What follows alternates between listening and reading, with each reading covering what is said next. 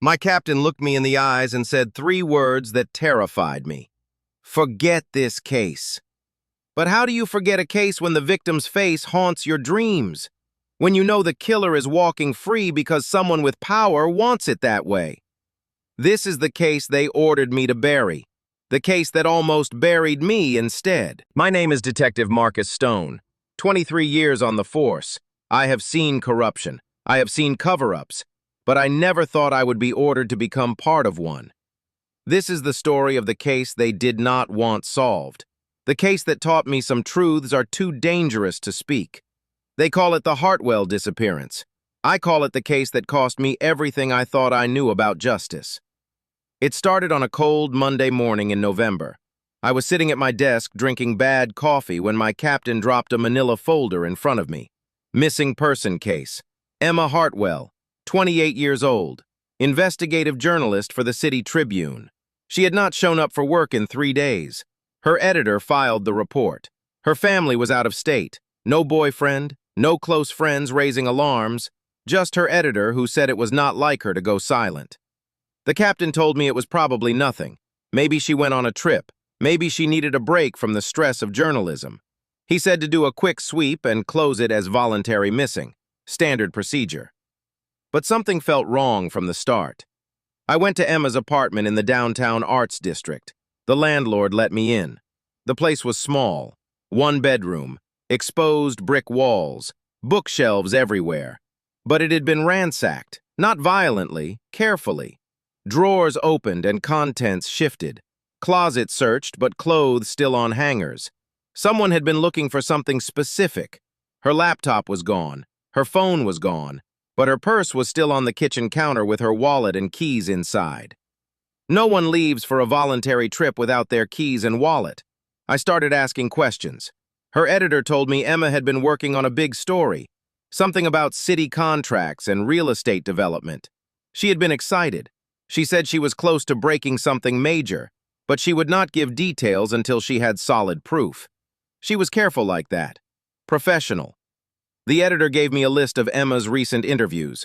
I started tracking them down. Most were city contractors, development company executives, low-level bureaucrats. They all said the same thing. Emma asked questions about bidding processes and contract awards. Nothing seemed suspicious to them. But then I talked to a man named James Clifton, former accountant for Westbrook Development Group. He was nervous when I showed up at his door. He kept looking over his shoulder. He told me Emma had contacted him 6 weeks ago. She had found irregularities in public records, city contracts being awarded to Westbrook Development without proper bidding, millions of dollars in projects going to one company. James had worked for Westbrook for 8 years.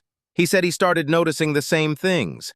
Money moving through shell companies, invoices that did not match actual work performed. When he raised concerns to his boss, he was told to keep quiet or he would be fired. So he kept quiet, until Emma reached out. He gave her copies of internal documents, spreadsheets, emails, proof of a systematic scheme to defraud the city. Emma told him she needed 2 more weeks to verify everything, and then she would publish. That was 3 weeks ago. James had not heard from her since. And now he was terrified because 2 days after Emma disappeared, a black sedan started parking outside his house. I told James I would protect him. I told him to stay inside and not talk to anyone. Then I went back to Emma's apartment. I searched it again. This time I was looking for what the first person had been looking for. It took me 4 hours, but I found it. Behind the bathroom mirror there was a loose tile, and behind that tile was a USB drive wrapped in plastic. I took it back to the station and plugged it into my computer. What I saw made my blood run cold. Spreadsheets showing $15 million in fraudulent contracts over 5 years. Email chains between City Councilman Richard Westbrook and construction company owners. Photographs of cash exchanges. Audio recordings of phone calls discussing bribe amounts and payment schedules. And a document listing names. Not just Westbrook, 3 other city councilmen, a deputy mayor, 2 police lieutenants, and my captain's name was on that list. Emma Hartwell had uncovered a corruption ring that reached into every level of city government, and now she was missing. I made copies of everything, I hid them in 3 different locations. Then I started building a case. I pulled financial records for Westbrook Development. I cross-referenced contract dates with council meeting minutes. I mapped out the flow of money from city accounts to shell companies to personal bank accounts. It was all there. $15 million stolen from taxpayers, parks that were never built, roads that were never paved, community centers that existed only on paper. The evidence was overwhelming. I started surveillance on Richard Westbrook. He lived in a mansion in the hills, drove a Mercedes, had a vacation home in the mountains, all on a city councilman's salary of $90,000 a year. On the 3rd night of surveillance, I saw him meet with 2 men in an empty parking garage. One of them I recognized, Vincent Calabrese, known associate of the Moretti crime family, the family that controlled construction unions and waste management in the city. Westbrook was not just corrupt. He was working with organized crime. That was when I knew Emma was dead, because people who cross the Moretti family do not just disappear. They get erased. I requested a warrant to search Westbrook's properties. I submitted my evidence to the district attorney. I followed every protocol. I did everything by the book. And then 3 days later, Emma Hartwell's body was found. A jogger discovered her in the river 15 miles outside the city. The initial report said drowning, possible suicide. But I went to the morgue myself. I examined the body. There were ligature marks on her wrists, bruising consistent with being restrained, and her lungs had water from a different source than the river. She had been drowned somewhere else and then dumped in the river to make it look like suicide. I documented everything. I took my findings to the medical examiner. She agreed with my assessment. This was murder staged as suicide. She filed an amended report. I updated my case file and requested that Emma's death be investigated as homicide connected to the corruption case. That was my mistake. That was when I made myself a target. 2 days later, I was called into my captain's office. He closed the door. He closed the blinds. And he sat down across from me with an expression I had never seen before. He told me the Emma Hartwell case was being closed as suicide. He told me the corruption investigation was being shut down due to insufficient evidence.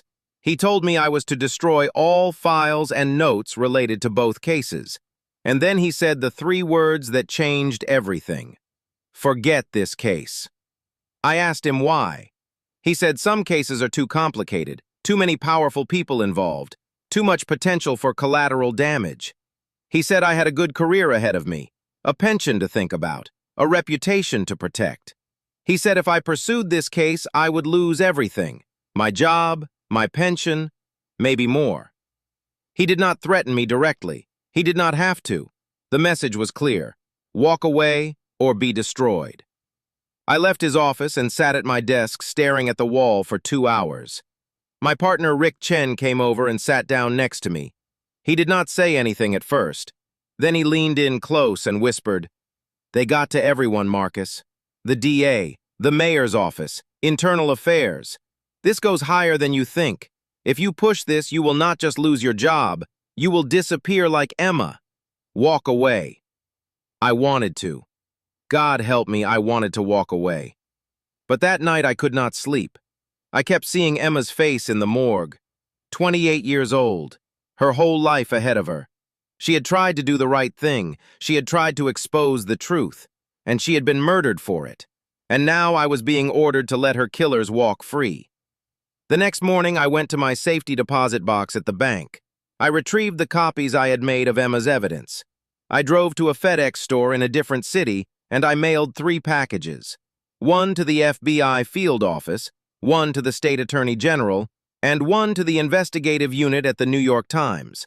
I included everything: the financial records, the emails, the photographs, the audio recordings, and a typed letter explaining the case and the cover-up attempt. I did not sign my name. I used a burner phone to call the FBI tip line and gave them the case number and told them to expect the package. Then I destroyed the phone and went back to work. For 2 weeks, nothing happened. I went through the motions at the station. I worked other cases. I avoided my captain. I waited. And then, on a Wednesday morning, federal agents raided City Hall. They arrested Richard Westbrook at a council meeting. They arrested 3 other councilmen. They arrested the deputy mayor. They seized computers and files from a dozen offices. The FBI had taken over the investigation. The state attorney general announced a task force to investigate municipal corruption. The New York Times ran a front-page story about the scandal. Emma Hartwell's name was everywhere. She was being called a hero, a journalist who gave her life to expose corruption. Her family held a memorial service. Hundreds of people attended. The editor from the Tribune gave a eulogy about Emma's courage and integrity. And I stood in the back of the room knowing I had done the right thing, but also knowing I had just ended my career. Internal Affairs launched an investigation into how the case had been mishandled. My captain was suspended pending review. 2 lieutenants resigned. The department was being torn apart from the inside, and everyone knew someone had leaked the evidence to the feds. They just did not know who. I was questioned 3 times by Internal Affairs. I denied everything. I said I had followed orders and closed the case as instructed. I said I had no knowledge of any evidence being sent to federal authorities. They did not believe me, but they could not prove anything. The investigation dragged on for months. Westbrook and the others went to trial. The evidence was overwhelming. They were all convicted. Westbrook got 25 years. The others got sentences ranging from 10 to 18 years. Vincent Calabrese was arrested on racketeering charges. The Moretti family's construction operation was dismantled. Justice was served. But it came at a cost. I was transferred out of homicide.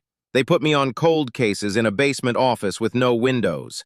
My partner stopped talking to me. Other detectives avoided me in the hallways. I was labeled a rat, a whistleblower, someone who could not be trusted. My captain was never charged with anything, but he took early retirement. He knew I knew about his involvement, and he knew I could destroy him if I wanted to. But I did not. Because I realized something during those months of investigation and trial. The system is not designed to find truth. It is designed to maintain order. And sometimes maintaining order means burying truth. Sometimes it means protecting powerful people. Sometimes it means sacrificing justice for stability. I had broken that system. I had forced truth into the light. But the system does not forgive people who break it, even when they are right. 6 months after the trial, I received a letter at my home address. No return address, just a single sheet of paper with 4 words written in careful handwriting. Thank you, Detective Stone. It was not signed, but I knew who it was from. Or at least I thought I did. Because 3 years later, I was working a cold case that took me to a small town in Oregon. And I saw her, Emma Hartwell, standing in line at a coffee shop. Different hair color, different name on her credit card, but the same face I had seen in the morgue. She saw me see her. For a moment, we just stared at each other. Then she smiled, a sad, knowing smile, and she walked out of the coffee shop and disappeared into the crowd. I never saw her again.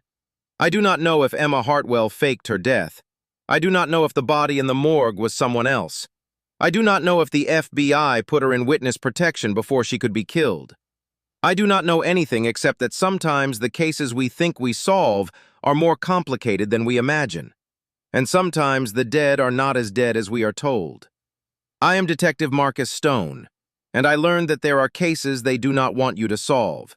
Cases that are too dangerous, too connected, too corrupt. They will tell you to forget.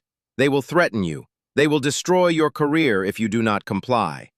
But some cases demand to be solved. Some truths demand to be spoken, even when speaking them costs you everything. Emma Hartwell tried to expose corruption, and they tried to silence her forever. I was ordered to bury her case, and I chose to defy that order. I lost my career. I lost my reputation. I lost everything I had built over 20 years. But I can still look at myself in the mirror. I can still sleep at night, because I know I did what Emma would have wanted. I gave her justice, even if justice came at the price of everything else. Until next time, stay vigilant, because the most dangerous cases are the ones someone does not want solved, and the most important truth is the truth someone ordered you to forget.